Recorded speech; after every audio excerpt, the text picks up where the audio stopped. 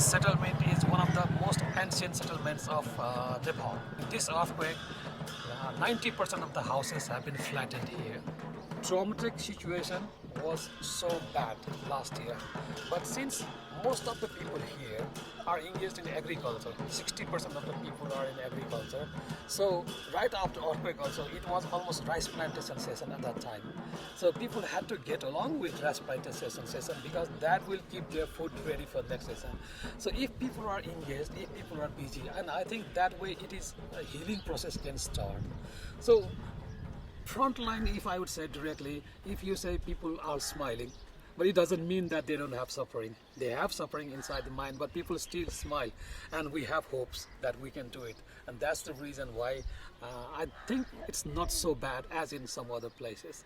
But I'm really seeing some problems now, because at that time it was the real need at that time was to get along back to life.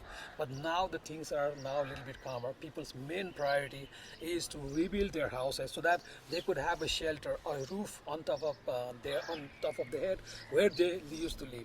So that's one of the biggest worry of the people. Are we going to able to build our houses? Are we going to able to live? Other day I listened to a friend, and she has a young child, and the child is always asking to her mom, when can we go back to our house? When are we going to rebuild our house? This is an innocent question from a child, but a question that we cannot answer because we have no resources to build our houses, and we don't want to be dependent, but sadly we don't have resources at the moment. So there are three main parts that we are requesting to the government and international community. The first is reconstruction of all the heritage sites. These built heritage sites, which are pilgrim sites for Hindus and Buddhists all around the world. A lot of people visit this place. So first priority is to rebuild the heritage site.